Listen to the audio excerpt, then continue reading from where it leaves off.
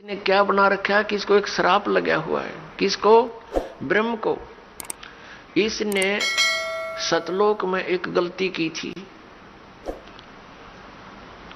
इस दुर्गा को, जिसको देवी कहते हैं, आदि माया भी कहते हैं, इसने बदतमीजी की थी इसके साथ। और इसने, दुर्गा ने काल भगवान के पेट में ये चली गई थी सूक्ष्म रूप बना के। इसने इसके साथ बदतमीजी की थी, इसके साथ बलात्कार करने की कुचेष्टा की थी और बार बार समझाने से भी नहीं माना था। तो अपनी इज्जत की रक्षा के लिए देवी ने इसके पेट में शरण ली थी और वहां से फिर पुकार की थी। एक लंबी कहानी है, सृष्टि रचना में बताएंगे, लेकिन हम आज का सत्संग उद्देश्य कुछ और है, इसलिए इसको लंबी कथा ना बनाएंगे। तो वहां इसको श्राप लग गया था। परमात्मा ने उस दुर्गा को इसके पेट से निकाला था और फिर इसने उसको अपनी पत्नी के रूप में स्वीकार किया था। उससे यहां ये सब काल की व्यवस्था प्रारंभ हुई। 3 पुत्र उत्पन्न हुए सबसे पहले। इन दोनों के संयोग से, दुर्गा और इस ब्रह्म, काल रूपी ब्रह्म से, रजगुण युक्त ब्रह्मा, सतगुण युक्त विष्णु, तमगुण युक्त शिव। जब हम यहां पर दुखी बहुत हो गए, हाहाकार मच गई, इसको एक श्राप लगा हुआ है कि 1 लाख मानव शरीरधारी प्राणियों को नित आहार करेगा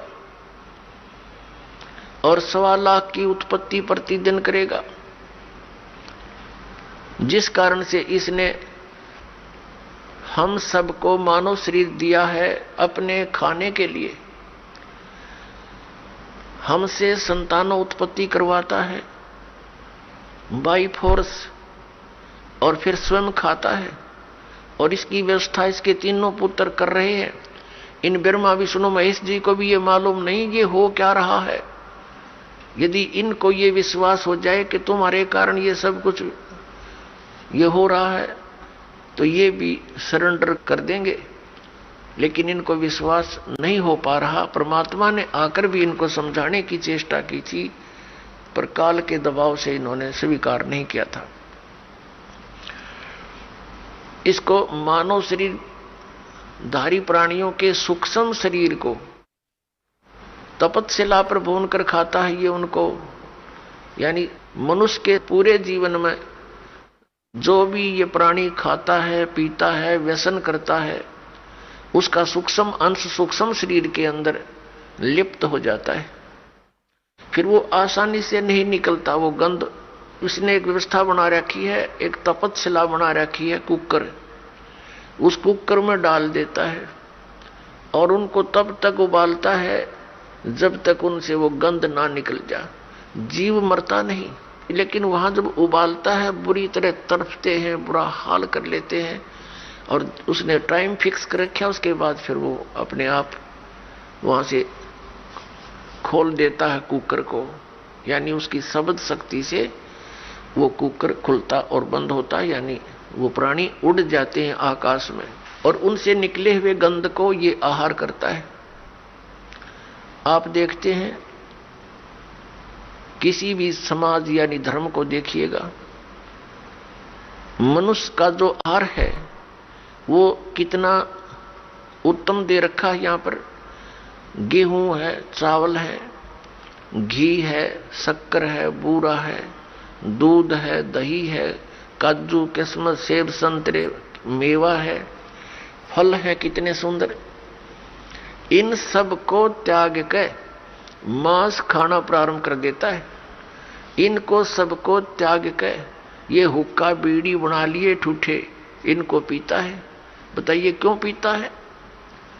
क्योंकि ये काल मन रूप में सब में विद्वान हो गया और इसने ही ये सब क्रियाएं करवानी है ताकि इसका चटपटा आहार बने और जिससे इसका जो भोजन है वो स्वादिष्ट बन जावे। हमें वह भून कर खाता है, जीव मरता नहीं।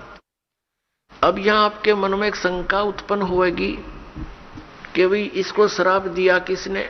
हमारे पिता ने, परम पिता ने, सतपुरुष ने, कबीर देव ने। तो फिर यहां भी शंका उत्पन्न होगी, क्योंकि अभी तक ये तत्व ज्ञान आपने सुना नहीं। बाकी जो ज्ञान आपने परंपरागत सुने हैं उनमें आपको कोई डाउट रहा नहीं, चाहे वो कैसे भी हों। और ये नया ज्ञान सुनते हैं तो ढेर सारी शंकाएं मन में उत्पन्न हो जाती हैं, स्वाभाविक है। अब आपके मन में ये आवेगा कि तो फिर भगवान ने इसको श्राप दे ही दिया, वो श्राप ही नहीं देना चाहिए था। पुण्यात्माओं, आप देखते हैं 84 लाख प्रकार की योनियां, कीटाणु, ये जीव जंतु, पशु पक्षी, इसने योनियां बना रखी हैं। यदि परमात्मा इसको ये श्राप नहीं देता तो ये मानव शरीर नहीं देता आपको, और मानव शरीर नहीं देता तो आप कभी भी स्वदेश नहीं जा सकते थे। अब मानव शरीर का इसलिए इसको श्राप देना पड़ा कि ये मनुष्य शरीर पाओगे तो इनको मैं अपने निज घर की जानकारी, खबर पहुंचा सकता हूं, और ये तो दुख पावेंगे क्योंकि इन्हें गलती कर दी, इस नालायक के साथ चले गए, कुत्ते बन के, गधे बन के, सुअर बन के, कैसी दुर्गति हमारी हो रही है। तो पुण्यात्माओं, परमात्मा का जो ये अध्यात्म ज्ञान है ये बिल्कुल सत्य है। इस सत्य में आपको अविश्वास ना होना चाहिए। अविश्वास की जो ना गुंजाइश दास छोड़ेगा नहीं।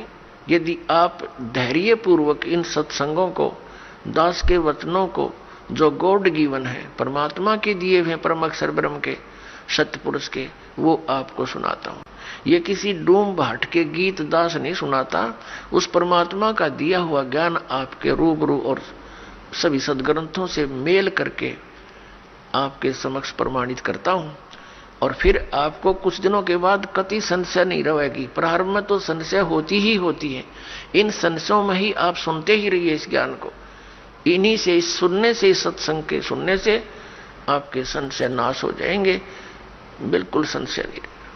तो कहने का भाव ये दास का है कि पहले हमारा कोई मजहब नहीं था, अब ये इतने धर्म बन गए। पहले एक केवल मानव धर्म था, सभी वेदों में वर्णित विधि अनुसार साधनाएं करते थे, जैसा भी उनके गुरु लोग बताते थे। तो उसका कारण कहां से प्रारंभ हुआ? जब हम यहां महादुखी हुए, किसी का पुत्र मर रहा है, किसी की पुत्री विधवा हो गई है, किसी के माता पिता दोनों ही मर जाते हैं 10-10 वर्ष, 12 वर्ष के बच्चों को छोड़कर, और किसी माता पिता के सामने ही पूरा परिवार नाश को प्राप्त हो जाता है। कहीं पर भूकंप आकर हजारों की संख्या में व्यक्ति मारे जाते हैं, आराम से सो रहे होते हैं, ना जाने के बिजली गिर जाती है, कहीं पर अचानक फ्लड आ जाती है, सब परिवार के सदस्य, कोई इधर मर रहा है, कोई इधर फिर रहा है, कोई कहीं पहुंच गया, और कितने प्यार से हम विश्राम कर रहे होते हैं। तो ऐसे गंदे लोक में आकर हम शेष बचे हुए ये सोचते हैं कि हमारे ऊपर ये आपदाएं नहीं आएंगी। ये भूल है आपकी। आज तो हम रोज मौत को साथ लिए फिरते हैं, सफर हम करते हैं। 90% व्यक्ति आज सफर में रहते हैं, 80% चाहे कोई मोटरसाइकिल पे, चाहे कोई अपने किसी कारण से भी गाड़ी में। तो ये तो मौत साथ चल रही है हमारे पैरेलल। हम